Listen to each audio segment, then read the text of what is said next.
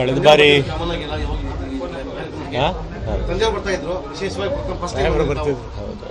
ಕಳೆದ ಬಾರಿ ನಾವು ಶಿಗ್ಗಾ ಉಪಚುನಾವಣಾ ಪ್ರಚಾರ ಟೈಮ್ನಲ್ಲಿ ಮೊದಲ ಬಾರಿಗೆ ಬಂದಿದ್ದೆ ಇಲ್ಲಿ ಖಾದ್ರಿ ಅವ್ರ ಮನೆಗೆ. ಆವಾಗ ಇಲ್ಲೇ ಸೈಯದ್ ಹಜರತ್ ಖಾದ್ರಿ ಅವ್ರ ದರ್ಗಾ ಇದೆ, ಮತ್ತು ಪ್ರತಿ ವರ್ಷ ಇಲ್ಲಿ ಉರುಸ್ ನಡೆಯುತ್ತೆ, ಮತ್ತು ಸಾವಿರಾರು ಸಂಖ್ಯೆಯಲ್ಲಿ ಎಲ್ಲ ಧರ್ಮದವರು ಎಲ್ಲ ಜಾತಿಯವರು ಬಂದು ಇಲ್ಲಿ ದರ್ಗಾದಲ್ಲಿ ಪ್ರಾರ್ಥನೆ ಮಾಡ್ತಾರೆ.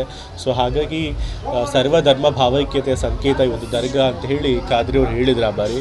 ಆಗಲೇ ನಾನು ಕೂಡ ಅವ್ರು ಹೇಳಿದರು ಮುಂದಿನ ಸರಿ ಬಂದಾಗ ಉರುಸ್ ನಡೆದಾಗ ನೀವು ಬರಲೇಬೇಕು ಇಲ್ಲಿಗೆ ಅಂತ ಹೇಳಿದರು. ನಾನು ಖಂಡಿತ ಬರ್ತೀನಿ, ನಾನು ಕೂಡ ಈ ಉರುಸ್ ನೋಡಬೇಕು ಅಂತ ಹೇಳಿದ್ದೆ. ಸೊ ಹಾಗಾಗಿ ಈ ಬಾರಿ ಉರುಸ್ ಆಗದೆ ಹೋದ್ರು ಜೆಂಡಾ ನೆಡೋ ಟೈಮ್ನಲ್ಲಿ ಬನ್ನಿ ಅಂತ ಹೇಳಿ ಕರೆದರು. ಸೊ ಹಾಗಾಗಿ ಕೊಟ್ಟ ಮಾತಿನಂತೆ ಮತ್ತು ನಾನು ಕೂಡ ಇಲ್ಲಿ ಹಿಂದೂಗಳು, ಮುಸ್ಲಿಮ್ಸು ಮತ್ತು ಬೇರೆ ಧರ್ಮದವರು ಎಲ್ಲ ಒಗ್ಗಟ್ಟಾಗಿ ಈ ಒಂದು ಜಾತ್ರೆಯನ್ನು ನಡೆಸೋದನ್ನು ನೋಡಬೇಕು ಅಂತ ಹೇಳಿ ಇವತ್ತು ಇಲ್ಲಿ ಬಂದರು. ಸರ್, ಈಗ ರಾಜ್ಯದಲ್ಲಿ ಸಿಎಂ ಬದಲಾವಣೆ ವಿಚಾರವಾಗಿ ಇವತ್ತು ಕಲಬುರಗಿಯಲ್ಲಿ BK ಹರಿಪ್ರಸಾದ್ ಅವರು ಹೇಳ್ತಾರೆ, ಹೈಕಮಾಂಡೇ ಕೂಡ ಗುಲ್ಬರ್ಗದಲ್ಲಿದೆ, ಈ ರೀತಿಯಾದಂಥ ತೀರ್ಮಾನಗಳು ಕೂಡ ಚರ್ಚೆಗಳು ಕೂಡ ಸಾಕಷ್ಟು ನಡೀತಾ ಇದ್ದಾವೆ. ಎಲ್ಲೋ ಒಂದು ಕಡೆ ಚರ್ಚೆ ಆಗ್ತಾ ಇದೆಯಾ ಸರ್ ಇದು? ಒಂದು ರಾಜಕೀಯ ಪಕ್ಷ ಆದಮೇಲೆ ಅವಾಗವಾಗ ಆ ರೀತಿ ಭಿನ್ನಾಭಿಪ್ರಾಯಗಳು ಒಬ್ಬರು ಒಂದು ಹೇಳಿಕೆ ಕೊಡೋದು ಇದ್ದೇ ಇರುತ್ತೆ. ಬಟ್ ಅದರ ಅರ್ಥ ಮುಖ್ಯಮಂತ್ರಿಗಳು ಬದಲಾವಣೆ ಆಗ್ತಾರೆ ಅಥವಾ ಹೈಕಮಾಂಡ್ ಆಗಲೇ ತೀರ್ಮಾನ ಮಾಡಿದೆ ಅಂತಲ್ಲ. ಸೊ ಈ ಮಾತುಗಳು ಸರ್ಕಾರ ಹೋದ ವರ್ಷದಿಂದನೂ ಬರ್ತಾ ಇದೆ. ಬಟ್ ಆದರೆ ಹೈಕಮಾಂಡು ಬಹಳ ಸ್ಪಷ್ಟವಾಗಿ ಹೇಳಿದೆ, ಸಿದ್ದರಾಮಯ್ಯ ಅವ್ರ ಹಿಂದೆ ನಾವು ನಿಂತಿರ್ತೀವಿ, ಅವ್ರ ಮುಂದೆ ಅವ್ರ ಮೇಲೆ ಏನೇ ಆರೋಪಗಳು ಬಂದರೂ ಕೂಡ ನಾವು ಸಂಪೂರ್ಣ ಬೆಂಬಲ ಕೊಡ್ತೇವೆ. ಸಿದ್ದರಾಮಯ್ಯ ನೇತೃತ್ವದಲ್ಲಿ ಕಾಂಗ್ರೆಸ್ ಸರ್ಕಾರ ಇಲ್ಲಿ ಒಳ್ಳೆಯ ಕೆಲಸ ಮಾಡ್ತಿದೆ. ನಾವು ಪ್ರಣಾಳಿಕೆಯಲ್ಲಿ ಏನೇನು ಭರವಸೆಗಳನ್ನು ಕೊಟ್ಟಿದ್ವೋ ಅದನ್ನೆಲ್ಲನೂ ಕೂಡ ನಾವು ಪೂರೈಸಿದ್ದೀವಿ, ಜನರ ನಂಬಿಕೆ ವಿಶ್ವಾಸನ ಗಳಿಸಿದ್ದೀವಿ. ಸೊ ಹಾಗಾಗಿ ಸಿದ್ದರಾಮಯ್ಯ ಅವರ ಸರ್ಕಾರದಲ್ಲೇ ಕಾಂಗ್ರೆಸ್ ಸರ್ಕಾರ ಇರಬೇಕು 5 ವರ್ಷಗಳು ಅಂತೇಳಿ ಹೈಕಮಾಂಡ್ ಹೇಳಿದ್ದಾರೆ. ಸೊ ಹಾಗಾಗಿ ಅದೇ ರೀತಿ ನಡೆಯುತ್ತೆ.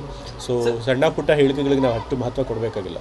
50-50 ಫಾರ್ಮುಲಾ ವಿಚಾರವಾಗಿ ಸರ್ ಇದೇ ರೀತಿಯಾದಂಥ ಚರ್ಚೆಗಳು ಈಗಾಗಲೇ ಅದ್ರ ಬಗ್ಗೆ ಸ್ಪಷ್ಟತೆ ಕೊಟ್ಟಿದ್ದಾರೆ ನಮ್ಮ ಪಕ್ಷದ ಎಷ್ಟೋ ಜನ ಲೀಡರ್ಗಳು. ಸಿದ್ದರಾಮಯ್ಯ ಅವರು ಕೂಡ ಹೇಳಿದ್ದಾರೆ, ಮುಖ್ಯಮಂತ್ರಿಗಳು ಕೂಡ ಹೇಳಿದ್ದಾರೆ. ಆ ಥರದ್ದು ಯಾವುದೇ ಮಾತುಕತೆ ನಡೆದಿಲ್ಲ ಹೈಕಮಾಂಡ್ ಸಮ್ಮುಖದಲ್ಲಿ. ಸೊ ಹಾಗಾಗಿ ಇದೆಲ್ಲ ಊಹಾಪೋಹಗಳಷ್ಟೇ. ಸರ್, ಈಗ ಉದಯಗಿರಿ ಪೊಲೀಸ್ ಮಾಡಿರ್ತಕ್ಕಂಥದ್ದು RSS ಅವರು ಹಿಂದೆ ಅವರ ಹಿಸ್ಟ್ರಿ ನೋಡಿದ್ರೆ, ಅವ್ರ ಇತಿಹಾಸ ನೋಡಿದ್ರೆ ಈ ರೀತಿ ಹಲವಾರು ಗಲಭೆಗಳನ್ನು ಅವರು ಎಪ್ಸಿದ್ದಾರೆ. ಆ ಆಧಾರದ ಮೇಲೆ ಎಲ್ಲರೂ ಕೂಡ ಅನುಮಾನ ವ್ಯಕ್ತಪಡಿಸ್ತಿರಬಹುದು. ಬಟ್ ಆದರೆ ಯಾವುದೇ ಒಂದು ಸ್ಪಷ್ಟವಾದ ಸಾಕ್ಷಿ ಪುರಾವೆಗಳಿಲ್ಲದೆ ನಾವು ಏನೂ ಹೇಳೋದಕ್ಕೆ ಬರೋದಿಲ್ಲ. ಈಗಾಗಲೇ ಉದಯಗಿರಿ ಪೊಲೀಸ್ ಠಾಣೆಯಲ್ಲಿ ಮೈಸೂರಿನ ಪೊಲೀಸ್ನವರು ಒಳ್ಳೆಯ ಕೆಲಸ ಮಾಡಿದ್ದಾರೆ. ಬಹಳ ಬೇಗ ಯಾರು ಈ ಗಲಭೆಗೆ ಕಾರಣರಾಗಿ ಉದ್ರಿಕ್ತಗೊಳಿಸೋದಕ್ಕೆ ಏನು ಪೋಸ್ಟ್ ಹಾಕಿದ್ರು ಅವ್ರನ್ನೂ ಅರೆಸ್ಟ್ ಮಾಡಿದ್ದಾರೆ. ಅದಾದಮೇಲೆ ಯಾರು ಗಲಭೆ ಮಾಡಿದ್ರು ಅವ್ರನ್ನೂ ಕೂಡ ಯಾರು ಕಾನೂನು ಕೈಗೆತ್ಕೊಂಡ್ರು ಅವ್ರ ಮೇಲೆ ಕ್ರಮ ತೆಗೆದುಕೊಳ್ತೀವಿ ಅಂತೇಳಿ ಅವ್ರ ಮೇಲೆ ಕೂಡ ಕ್ರಮ ತೆಗೆದುಕೊಳ್ತಿದ್ದಾರೆ. ಹಾಗಾಗಿ ಕಾನೂನು ಎಲ್ಲರಿಗೂ ಒಂದೇ. ಯಾರು ಕಾನೂನನ್ನ ಕೈಗೆತ್ಕೊಳ್ತಾರೆ, ಲಾನ ವೈಲೇಟ್ ಮಾಡ್ತಾರೆ, ಅವ್ರ ಮೇಲೆ ಕ್ರಮ ತೆಗೆದುಕೊಳ್ತಾರೆ ಪೊಲೀಸರು. ನಾವು ಕೂಡ ಅದರೊಳಗೆ ಮಧ್ಯ ಕೈ ಹಾಕೋದಕ್ಕೆ ಹೋಗೋದಿಲ್ಲ, ಮಧ್ಯ ಪ್ರವೇಶಿಸೋದಿಲ್ಲ. ಕಾನೂನು ತನ್ನ ಒಂದು ಕ್ರಮ ತೆಗೆದುಕೊಳ್ಳೋಕೆ ನಾವು ಅವಕಾಶ ಮಾಡ್ತೀವಿ.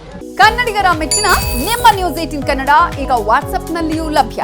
ಕರ್ನಾಟಕ ಮತ್ತು ದೇಶ ವಿದೇಶದ 360 ಡಿಗ್ರಿ ಸುದ್ದಿ ವಿವರವನ್ನ ನೀವು ನಿಮ್ಮ ಕೈ ಬೆರಳುಗಳಲ್ಲಿಯೇ ಪಡೆಯೋದಿಕ್ಕೆ ಈ QR ಕೋಡ್ ಅನ್ನು ಸ್ಕ್ಯಾನ್ ಮಾಡಿ.